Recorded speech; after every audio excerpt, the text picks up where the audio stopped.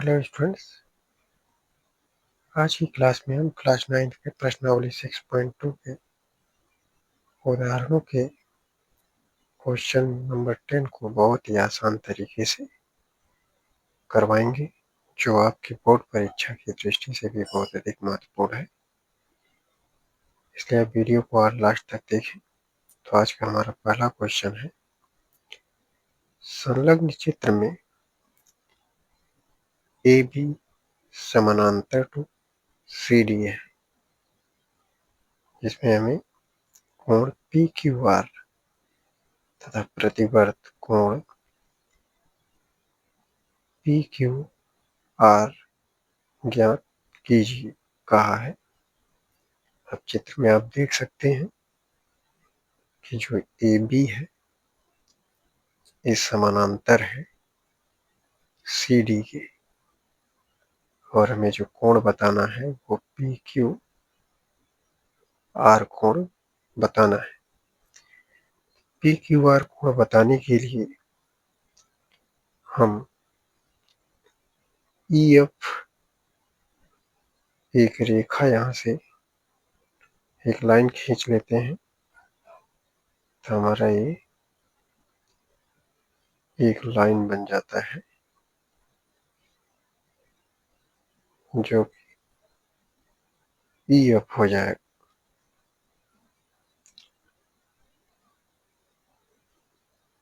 ये E F हो जाता है।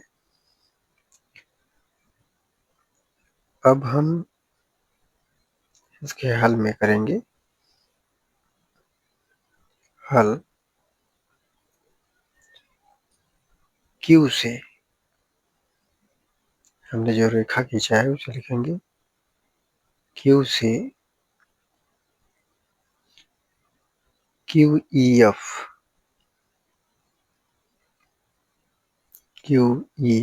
समानांतर ए बी समानांतर सी डी रेखा खींचते हैं। रेखा खींचते हैं। अब हम रेखा खींच लेते हैं, तो अब इसमें हम देखते हैं कि जो कोण पी क्यू एफ कोण पी क्यू एफ ये बराबर होता है कोण A P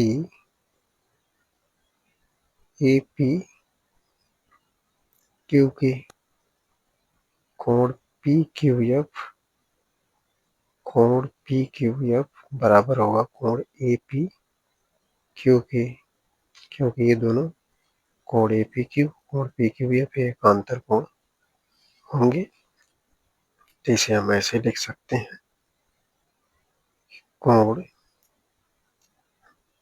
P Q F बराबर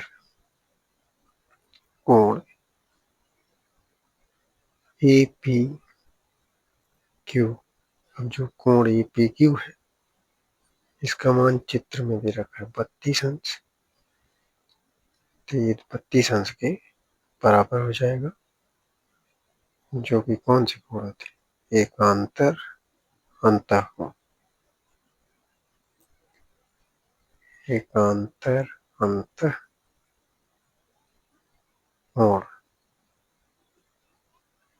इस प्रकार से अब हम आगे देखते हैं, तो आगे हमें मिलेगा कोण आर क्यू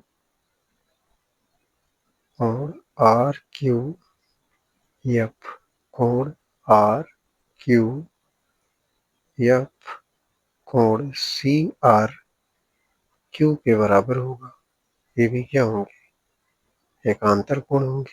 कोण आर क्यू एफ कोण सी आर क्यू। तो इसे हम लिख सकते हैं कोण आर क्यू एफ बराबर कोण सी आर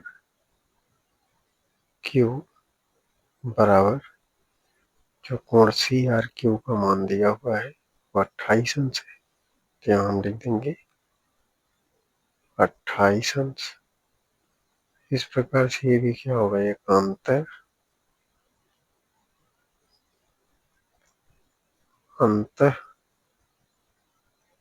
कोण, एक अंतः कोण होगा। अब हमसे जो मान पूछा रखा है, मान पूछा है कोण पी क्यू आर का, तब इसलिए हम निकालेंगे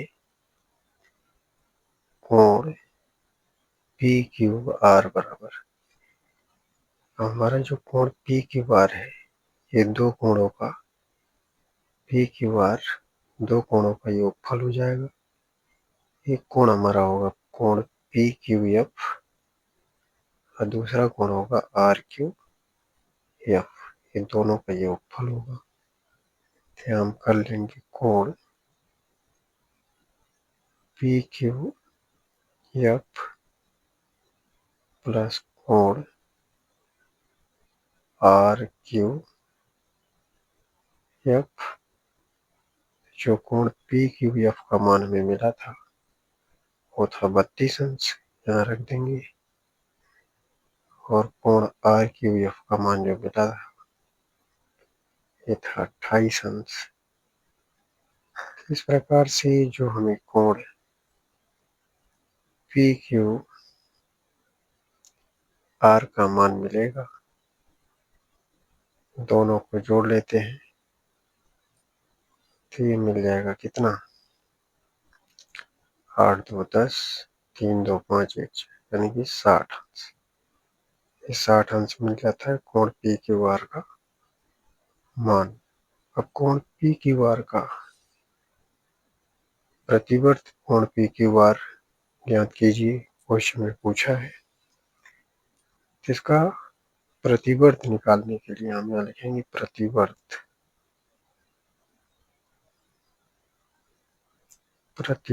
कोण पी क्यू आर बराबर, इसका प्रतिवर्त निकालने के लिए इसको हम 360 में से 60 को हटा देंगे, तो आ जाएगा प्रतिवर्त कोण पी क्यू आर बराबर 300 अंश। ये हमारा आंसर हो जाता है। क्वेश्चन नंबर 10 हमारा पूरी तरह से सॉल्व हो जाता है। अब चलते हैं क्वेश्चन नंबर 11 पर। क्वेश्चन नंबर जो 11 है इसमें हमसे कह रखा है कि यदि एक कोण की भुजाएं दूसरे कोण की क्रमशः दो भुजाओं के समानांतर है तो सिद्ध कीजिए कि दोनों कोण बराबर हैं या संपूरक है।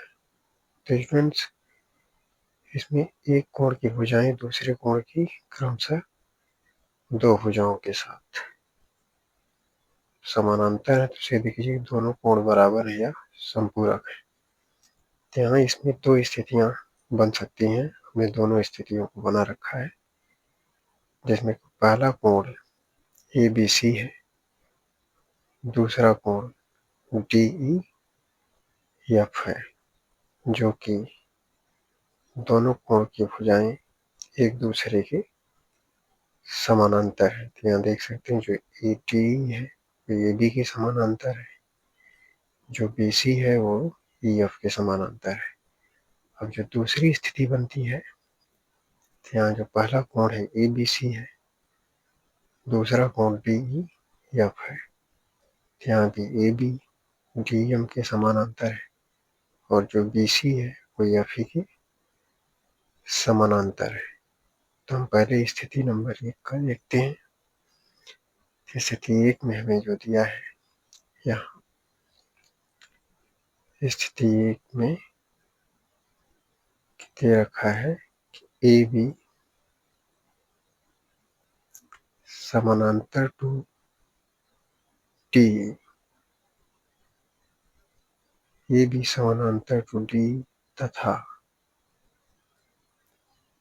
बी सी समानांतर टू ई एफ समानांतर टू ई एफ और जो ए बी समानांतर to D E. B C एक तिर्यक रेखा काटती है, तो ऐसे लिख सकते हैं ए बी समानांतर टू डी ई तथा बी सी तिर्यक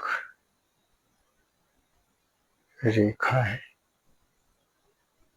बी सी क्या है? तिर्यक रेखा है ए बी समानांतर टू डी ई। यहाँ पर दो संगत कोण बनेंगे। एक कोण हमारा होगा ए बी सी और दूसरा कोण होगा डी एम सी। ये दोनों आपस में कैसे कोण होंगे? संगत कोण। तो यहाँ लिख सकते हैं, इसलिए कोण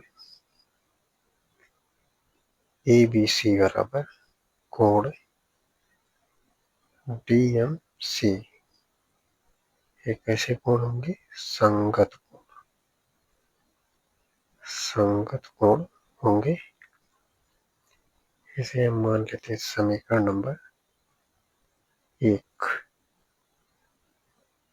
इस प्रकार हम देखते हैं कि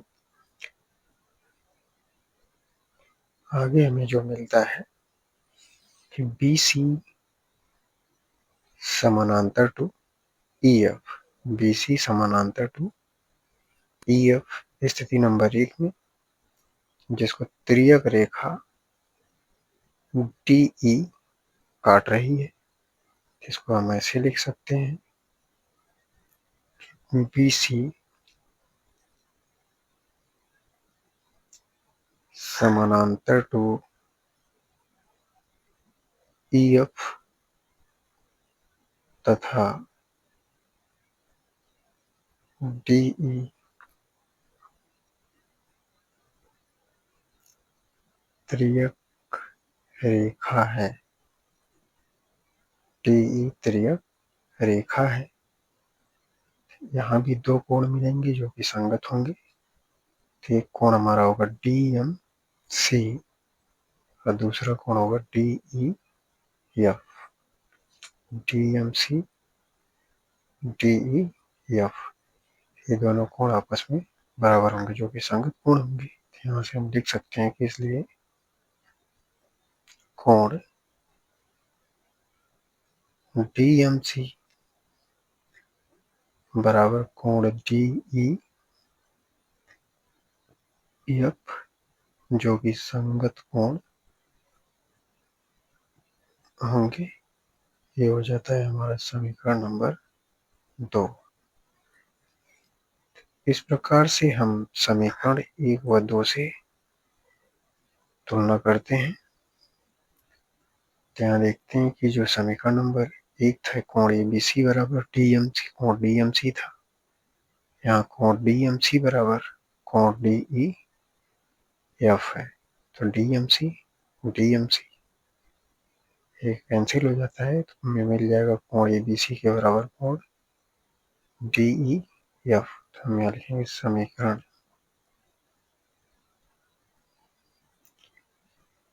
1 व 2 से यहाँ मिल जाएगा कोण ए बी सी बराबर कोण डी ई एफ। तो हमें पहला यही सिद्ध करना था कि जो दोनों कोण बराबर हैं या समपूर्व।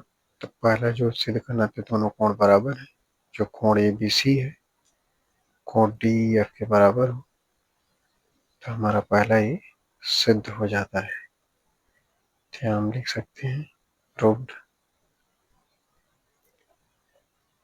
अब जो दूसरी बात हमें बताना था कि या तो संपूरक हो सकते हैं, तो ये दूसरी स्थिति हमारी है। तब हम स्थिति नंबर 2 से चलेंगे।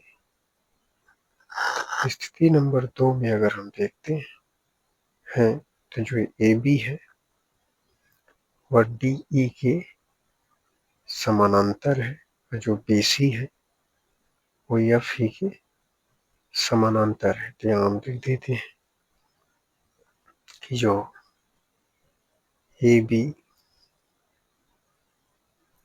समानांतर टू डी ई तथा बी सी समानांतर टू एफ ई। ये बात हमें चित्र में मिल रही है। अब दूसरी बात है कि जो हम देखते हैं कि ए बी समानांतर टू डी ई और बी सी तिर्यक रेखा है जो कि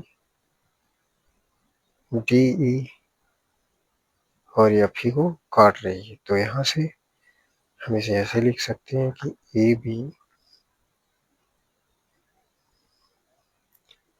समानांतर टू डी ई तथा बी सी तिर्यक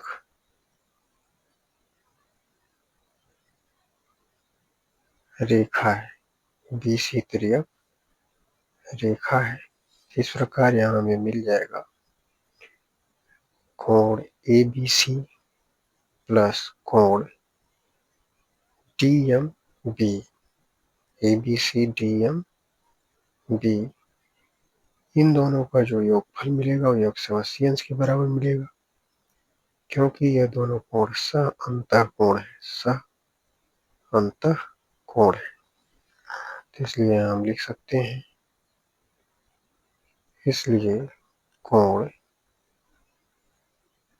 ए बी सी प्लस कोण डी एम बी बराबर 180 अंश। अब ये कैसे कोण है? सह अंतःकोण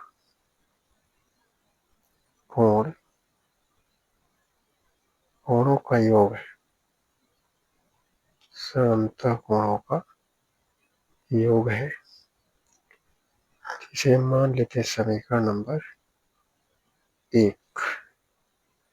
अब इसी प्रकार आगे हम देखते हैं, चित्र से हमें मिलता है कि जो बी सी है ये समानांतर है एफ ई, जो बी सी है एफ ई के समानांतर है, जहाँ डी ई एक तिर्यक रेखा है। इसे ऐसे लिख सकते हैं कि बी सी समानांतर है एफ ई के तथा डी ई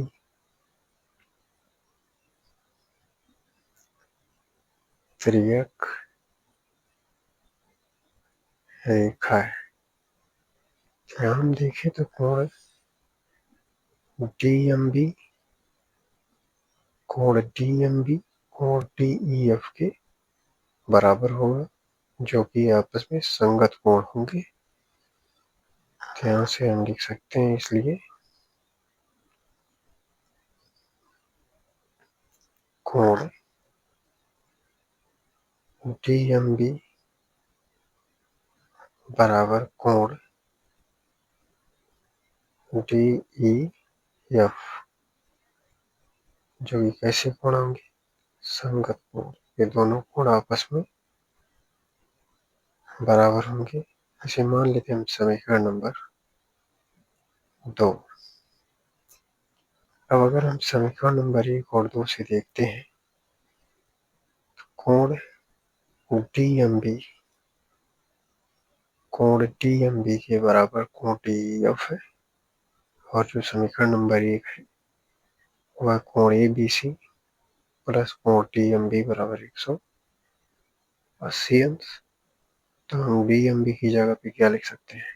समीकरण नंबर 2 से कोण डी एम बी बराबर डी ई एफ हो जाएगा। तो इस प्रकार से हम यहाँ लिख सकते हैं, समीकरण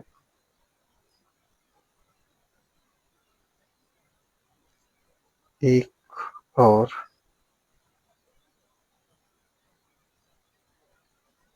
दो से समीकरण एक और दो से हमारा जो कोण है, कोण ABC प्लस कोण DMB के बराबर यहाँ मिल जाएगा। कोण